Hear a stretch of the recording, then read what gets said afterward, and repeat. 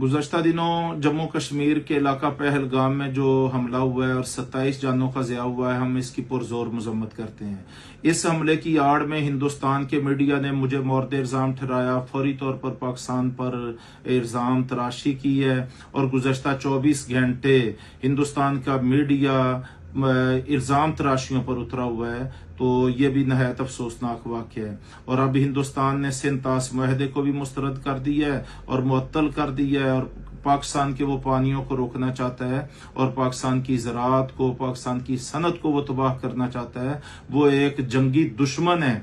उसने मकबूजा कश्मीर में भी 10 लाख फौज भेज के एक जंग की कैफियत पैदा की हुई है और वो पाकिस्तान के अमन को भी तबाह करना चाहता है। तो हम हिंदुस्तान के अज़ैम को समझते हुए दुनिया से ये मुतालबा करते हैं कि वो आंखें बंद करके हिंदुस्तान की हिमायत करने की बजाय वो हक और सच के साथ खड़े हों, हिंदुस्तान की जारहियत की मजम्मत दुनिया करे। और ये जो कश्मीर के इलाका पहलगाम में हिंदुस्तान ने खुद साख्ता ड्रामा रचाया है, हम इसको मुस्तरद करते हैं। ये उसकी सोची समझी साजिश है और इसका हक़ायक़ के साथ पाकिस्तान या पाकिस्तान के किसी पुरअमन शहरी के साथ हरगज कोई ताल्लुक नहीं है।